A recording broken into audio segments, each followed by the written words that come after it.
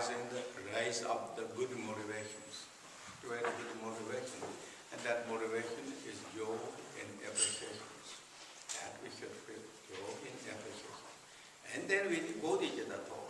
Today I'm here going to reflect and studying and contemplating of the teaching of the gracious teacher Buddha Shakyamuni, in order to benefit for all beings, to benefit myself, to benefit all beings, fulfill the dual purpose that I'm going to do. Really have that intention thought, which that strongly in the heart and mind. And then with that thought, and bring also Vajrayana teaching or the Dzogchen teaching. Reality level, everything is in enlightened status, everything is in three kaya status, even though we don't see it at this moment, but that is the way things are. So can we bring up that motivation, at least open our door for the motivation toward the behold, the realizing of the basic goodness of where things are. And those all are known as motivations. With those motivations, then again, as we're talking this time, also as a foundation. And the foundation of Dzogchen practices for renunciations. And for renunciations, which is great teaching, essence teachings of the first two noble truths, which is the suffering truth, cause of suffering truths. When we know that, and then we're practicing and going through the Dzogchen teaching, that is path truth. We are following the path truth.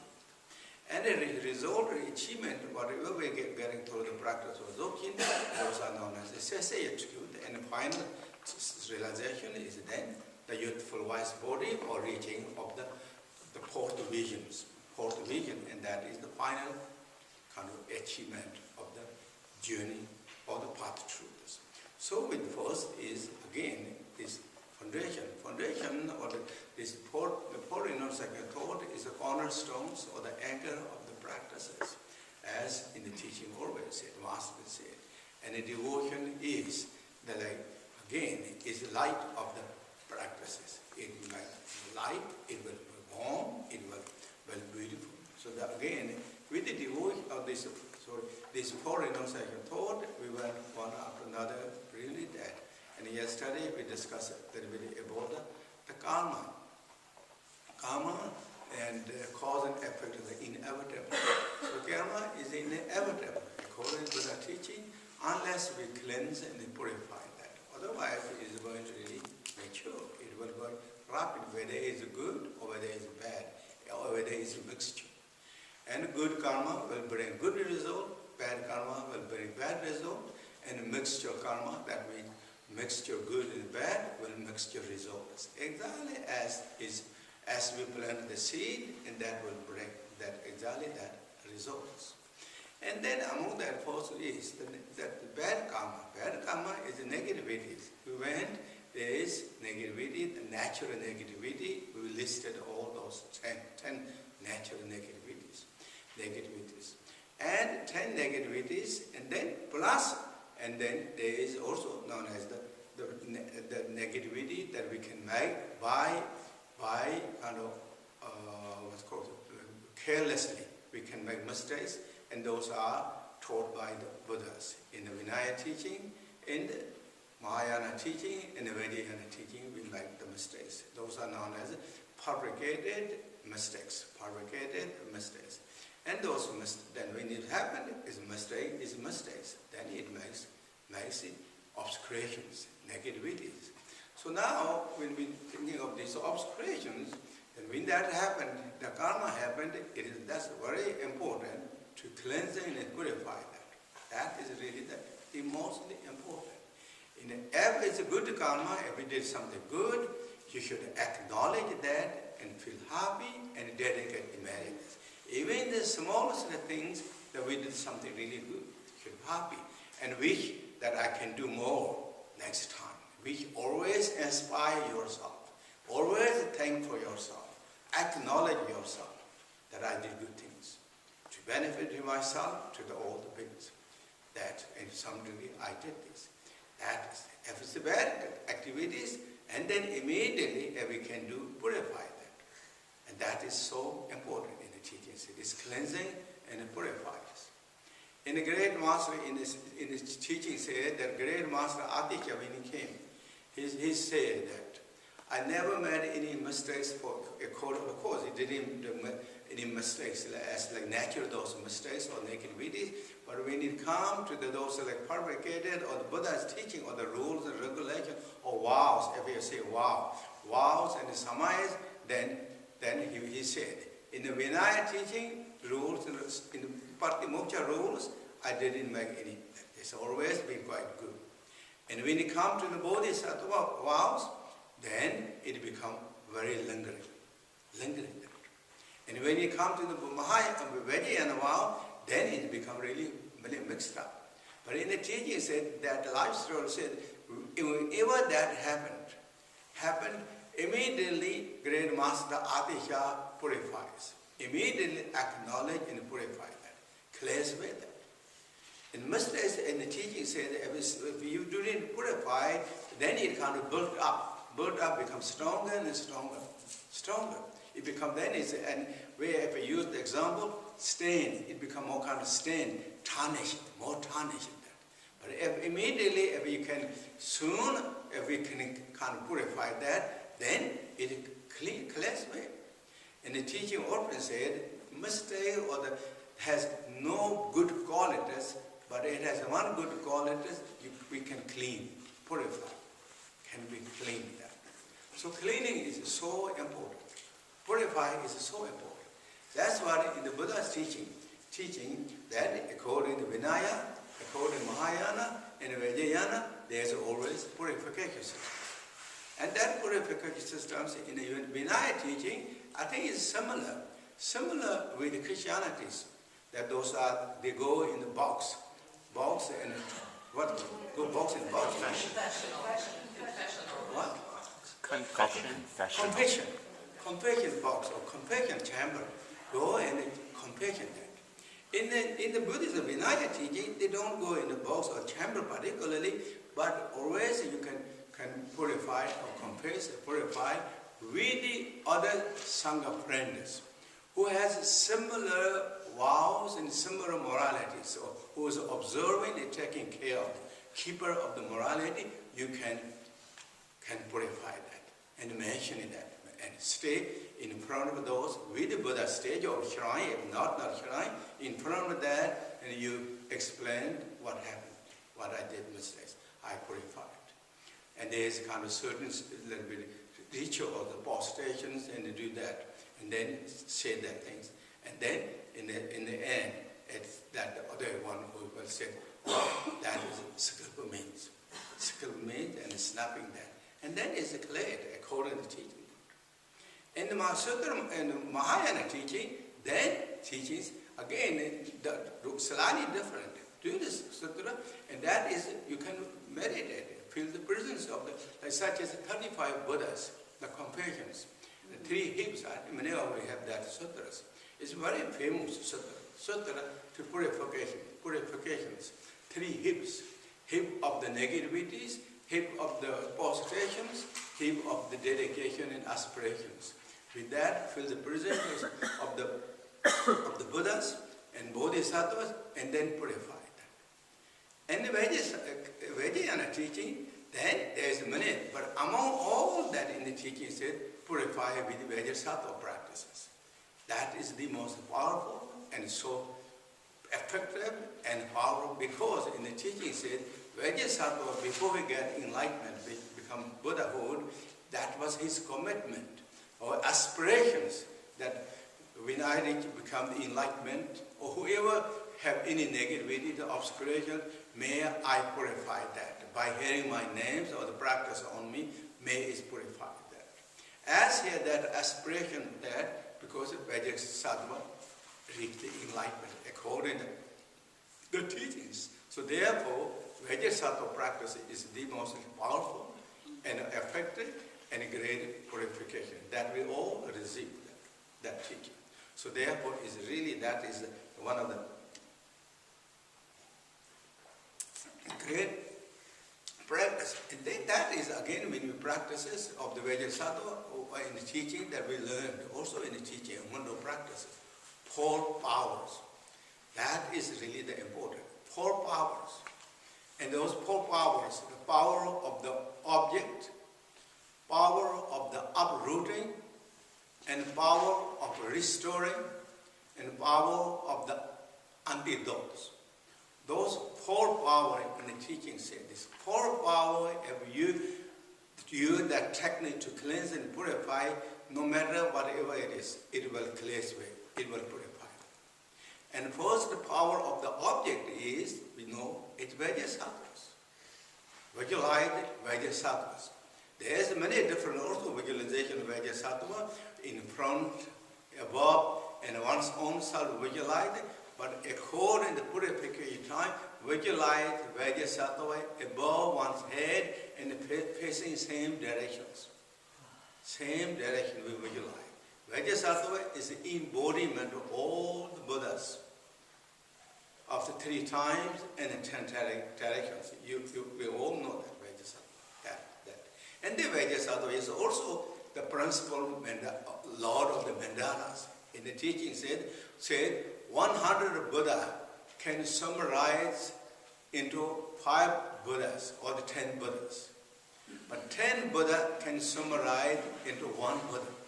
That is Vajrasattva. So Vajrasattva is the source of all the display of the according that Buddha, everyone, and therefore it said that the principal deity or the Lord of all the Buddha families.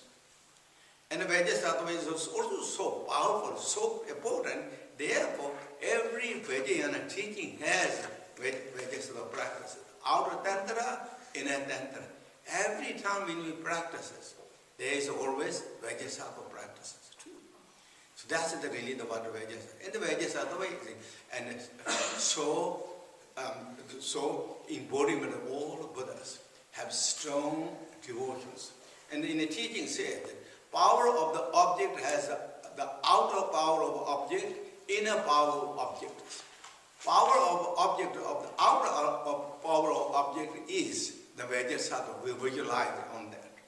Above our head, transcendental versatile rainbow body with concert or without concerts, whichever that is. Many times in a tantra is with concert. So visualize that. And the power of the inner power is our devotions. Our devotion, our bodhicitta, our determinations. That is really that we have strong devotions and also strong bodhicitta. We are practicing of the generally Mahayana practice, Vajrayana practice is not just only for us. Every practice that is to benefit to all the beings, or to benefit to one's own self and to others, dual purposes. That is that. So therefore also have strong bodhicitta and the devotions and the determination. I'm going to clean way, purify this. So those are the teachings said power, inner power, object of inner power. Now combine that two together. Together we're going to cleansing and purify. And so with that is power of the object. Second power of the object is, second power is power of the uprooting. Uprooting. What we're going to uproot? Uprooting the negativity, that obscurations, that we're going to uproot. And how many negativities generally, according to the teaching generally there's how many obscurations? We have 2 obscurations. Emotional obscurations, knowledge obscurations. And then furthermore divided or often in the teaching said 4 obscurations. Karmic obscurations, emotional obscurations, and knowledge obscurations, habit obscurations. So emotional obscuration is divided in one more, which is karmic obscurations. Particularly this time we are focused to purify the karmic obscuration, karma obscuration, or activity that we did negative, unwholesome. We're going to purify. And then that becomes stain of the not caused by the emotional obscurity. Of course, it's all effect. It's all effect. But we are going to purify karma obscurities. Karma obscurities. And when we do karma obscurities, in the teachings, if you can do that, highlight that karma. Whatever we did, highlight that. Highlight of the time. Highlight of by the physical deed. If that karma is we did by the principle, act by physical or by verbally, by mentally. And activated that, also highlighted to whom we targeted that. What did we have fulfilled? Highlight that. If you highlighted that in the teaching said, that really makes soap begin to uproot. We're using a powerful detergent to clear away that. So highlight that. Highlight it. Time level like these lifetimes. Month, day, or month, year, month, day, and even hours, if we can highlight that. When that happened. We are sincere in that. And then if we didn't remember that things, and then just all that I don't remember in the past lives, whatever I did mistakes, whatever that hurt me, that really kind of strongly highlight that. And we have that, and also same time acknowledge that. That means acknowledge mistake is a mistakes. Kind of feel I did unwholesome things. Acknowledge it to yourself. It's not something that you have to tell to that, but I did something mistakes and I'm going to clear with that. Acknowledge it. And therefore highlight of time and both physically, verbally, mentally, to whom and what did you fulfill, all that you highlighted. That is known as then the power of the uprooting. Power of the uprooting. And the power of the restoring that. Now to claim it. Claim it that. Is that nature of the power of the restoring is, in the teaching said that, what is? That you have the determination that now I'm not going to repeat that again. Have some degree of the confirmation or convictions in our heart and mind that I'm not going to repeat that by the blessings of the Buddha and the Dharma and the Sangha, Guru Rinpoche and everyone, Vajrasattva, I never repeat that again. And I'm not going to do. Have that kind of determination, conviction in the heart. Then it will clear away, it will restore. It will restore. With that, then use the power of the antidote. Antidote is then practice the Vajrasattva. Practice. So with all that thought and power of the antidote and chanting the mantra, exactly visualize it according to the teaching that you learned, or according to the teaching in the Hindu, and visualize and receiving all the nectars, healing nectars, purification nectars, clear away all the obscurations, mistakes and misdeeds, whatever that thing thought, or that was intentionally, unintentionally, anything that we did anything, or even past lives, whatever that now is cleansing, purifying, and the teaching said that all is went down. Negativity kind of came on according to Hindu practice, clears away, everything purified. And it all went down. And that came, and then also that became transformed, kind of, it also gives you all those karmic debt honors, all those who are expecting something from you, they got that and everything was satisfied, happy, and joy. And chant that Vajrasattva mantra, the 100-syllable mantra, at least like 21 times or 7 times, 21 times. And then of course the Hindu practice is over 100,000. That of course whenever you did finish that. So what do the practices, and then that, and then at the end, and the Vajrasattva, and our joy and noble children or noble son and noble daughter, now you're completed, purified your obscurations delightfully with smiling and melted Vajrasattva and merge to yourself or dissolve to yourself. And then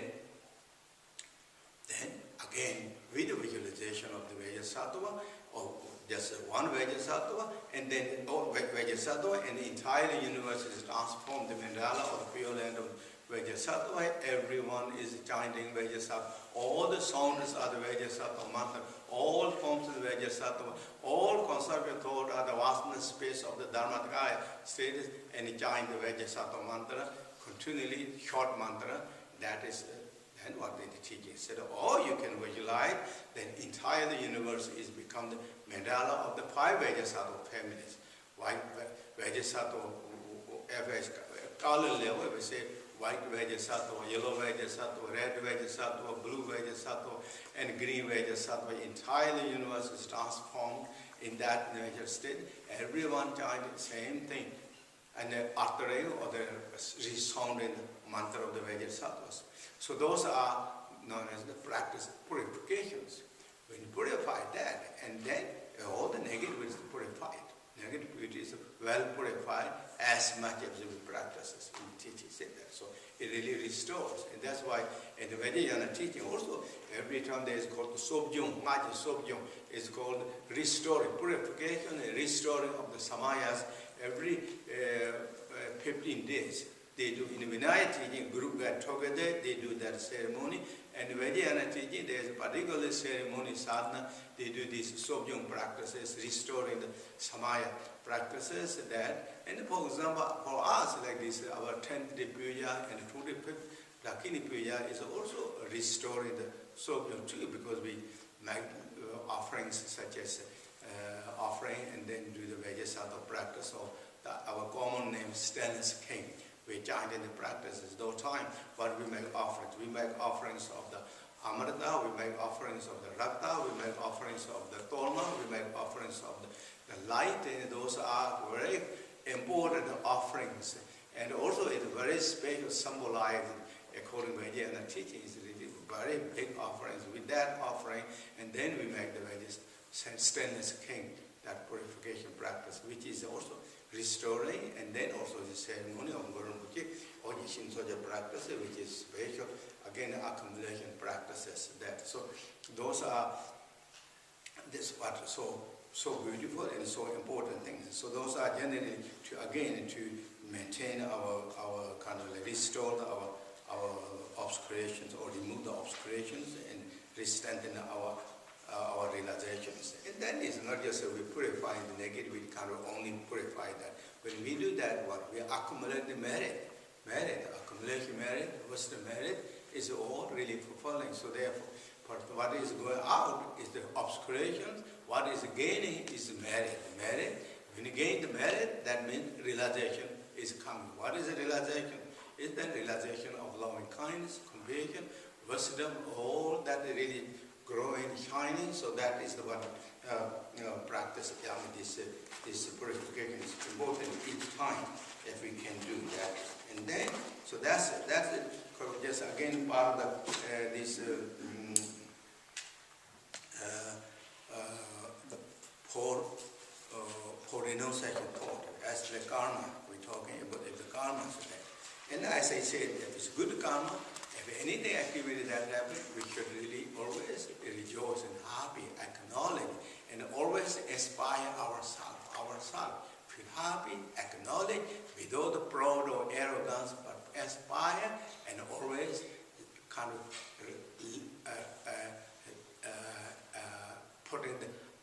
trying to put the high levels, always kind of advancing the level of the capabilities, always with that. I mean, putting that. That is what in the teaching said. Then all this is so important. Okay.